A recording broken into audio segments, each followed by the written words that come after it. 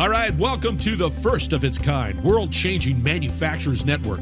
Lisa Ryan has her ears to the ground and her heart in the game. Get ongoing education and new connections right here with Lisa and the Manufacturers Network. Buckle your seat, listen, and spread the word. Here's Lisa.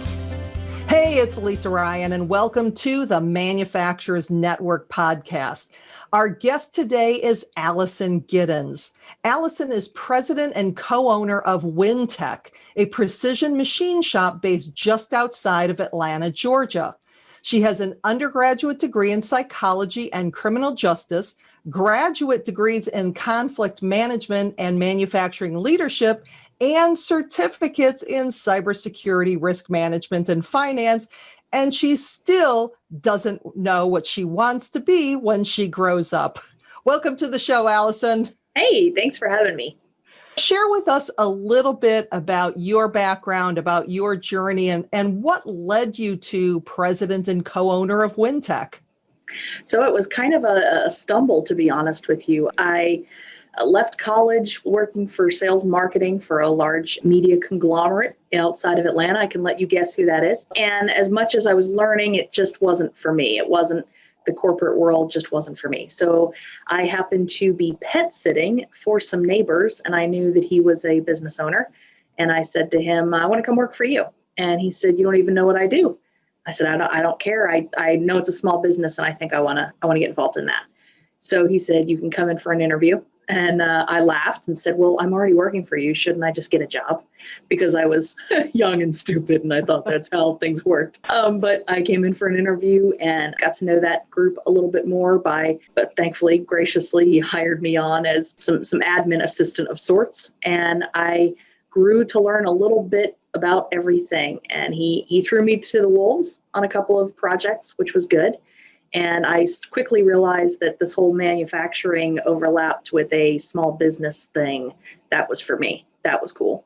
Share with us a little bit about your culture over at WinTech. What are some of the things that you're doing right now that are working as far as your corporate culture or with your employees?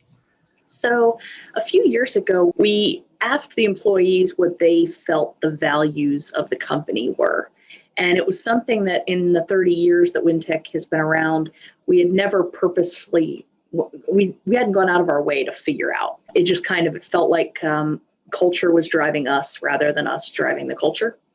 And so we found that through some conversations and through some SurveyMonkey results, we narrowed things down to 3 words the employees found set WinTech apart and that they held in most value. And those were accuracy, respect, and accountability.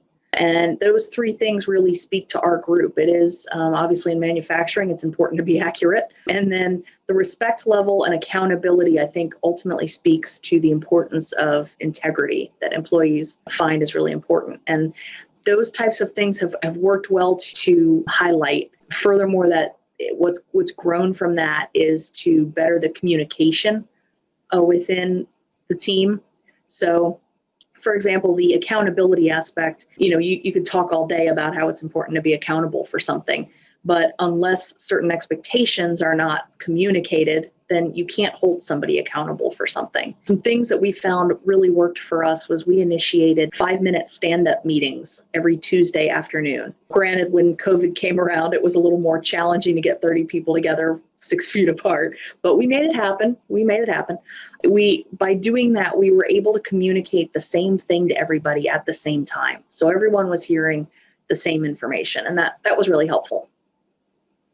So when it comes to those 3 nouns that your employees came up with, what was it about the culture that made them feel respected, that made it feel like that was one of your values of being accountable?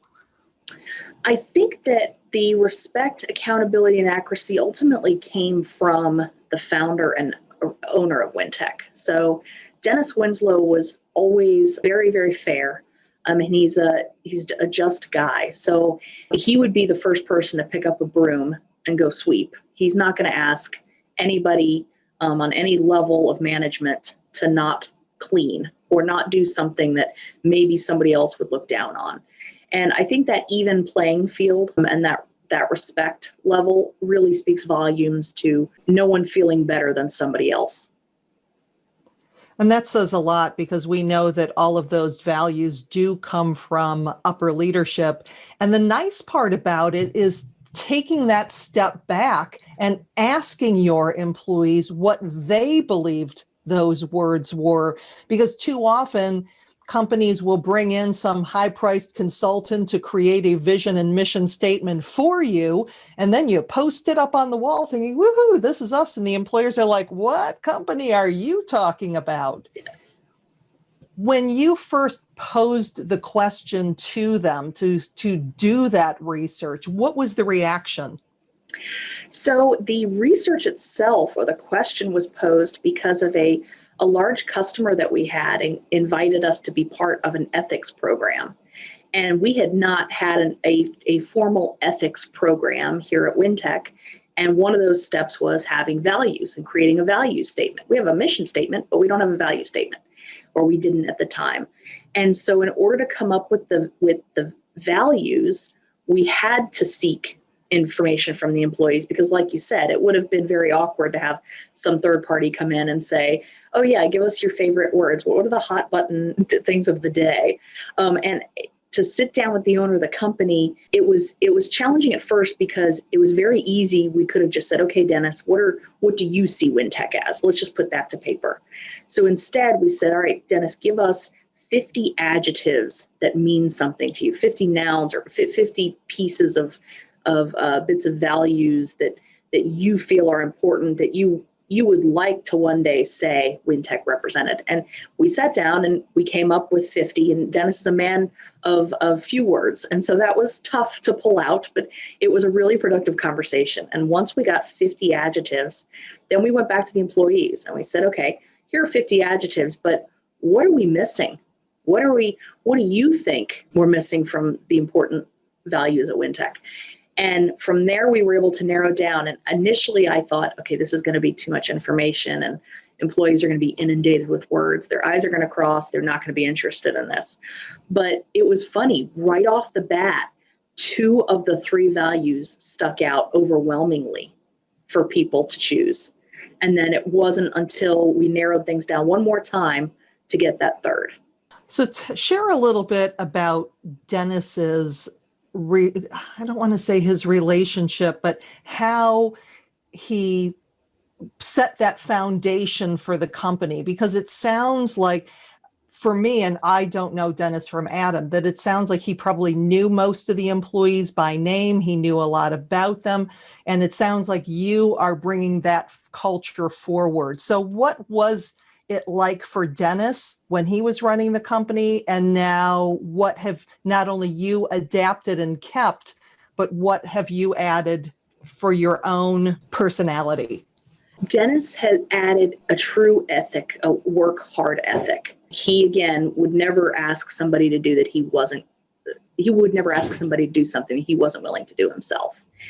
He had the bar set very high. You knew where you stood with him. There was never a question as to whether or not what he expected. That remains now that Dennis has retired and thankfully stays in touch with everybody and comes back now and then. In fact, we're going to go have lunch with him on Thursday. The personality aspect, funny enough, not too much has changed. The few things that have been enhanced are some leans towards technology that Dennis wasn't too familiar or excited about, admittedly so. We always had his favorite joke was, what do you get when you cross a fill in the blank with a computer? And then the punchline to the joke was a computer.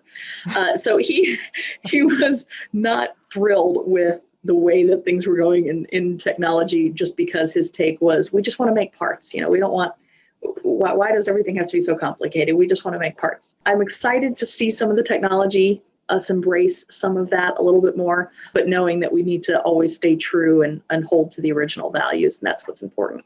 What are some of the things that are keeping you up at night? Some of the things that are keeping me up at night include, oh gosh, how long do we got? A major thing these days has to do with supply chain risk management. Handling so much happening for our suppliers and our vendors, and heck, even our customers, and those moving pieces from the pandemic fallout with supplies and shortages to workforce shortages because of people being sick. There are cybersecurity concerns related to those supply chain concerns. So really, it's all the things on the peripheral that I feel me as a type A personality cannot control necessarily. So it's those things that even if I can't directly control it, that I can at least be aware of it. One of Dennis's favorite sayings was, if you know that there's a snake in the weeds, it won't bite you. And when it came to running production and running your business through COVID, through the pandemic, were you able to do any remote work, or did you have to reschedule production based on who showed up, or how did you manage? It's been challenging. We did a great job from the get-go. Right when the pandemic hit, we assigned a person in charge of making sure that all the common area surfaces were clean at all times. So basically on the hour, he was walking around with cleaning supplies, making sure doorknobs and light fixtures and counter spaces and such were all clean. And with 30 people or so out in the shop of a 20,000 square foot shop at any point in time, we invented social distancing. It wasn't challenging. That part wasn't challenging. But yes, when there were certain people that were a little bit nervous, maybe woke up with a sore throat after a long weekend or something, and everybody was well aware that they were to stay home if they did not feel 100%. We did have to move some things around. Because we are a manufacturer, we were not able to really do any remote work. A couple of our admin folks perhaps could have, but we found it best that as long as everyone stayed in their respective spots and spaces, office-wise, that everything would be okay. To this day, we're still dealing with the occasional unexpected somebody's out. Well, we had them scheduled to do XYZ. So it's a matter of just being nimble, being flexible, and again, having a backup plan. So it's not necessarily having to be able to control everything, but it's having the game plan in place so that if it did happen, you can pull the trigger. So when it comes to creating this network that we want to with the manufacturers network, what would be it's a two-part question. First of all, what would be some of the things that you would like to learn from what other manufacturers are doing? And by the same token, if somebody wanted to connect with you, what would be your areas of expertise that you'd be willing to share with your colleagues? Sure, that's a good question. Good two-parter. I would be interested to hear from others any kind of training resources that they have for shop floor machinists, operators, programmers, what's worked for them. I'd also be curious to know kind of their best practices in hiring, just kind of what they're having good experience, whether it be software or websites or just questions to be asked during an interview. Those are always things that we're learning from. And resources I can share, I've got a great network of CMMC affiliates, so to speak, and that is the Cybersecurity Maturity Model Certification that many manufacturers in the defense industry base they're facing right now. And then within the next several months, a couple years, they'll all have to be certified too. So I've been living and breathing that, and I'm more than happy to share any kind of resources that I've gained over those past couple years myself. Also, I've got a great virtual internship that I developed for local high school students and trying to encourage them to check out manufacturing and see what it's all about. So I'm more than happy to share that curriculum of sorts, especially if there's another manufacturer out there who wants to do something similar and offer it to their local high school, because that's the next generation and those are the next people we need to hire. Oh, that is a terrific resource. Can you, just for giggles, give us just a taste of what that internship looks like? Sure. So it lasts about 15 days, but of those days, we broke it up. This was born out of COVID, of course, and it was initially intended to bring on a couple of high school students onto our shop floor, and they were going to take part in a project. And then the world got turned upside down, and I was going to have to cancel on those students.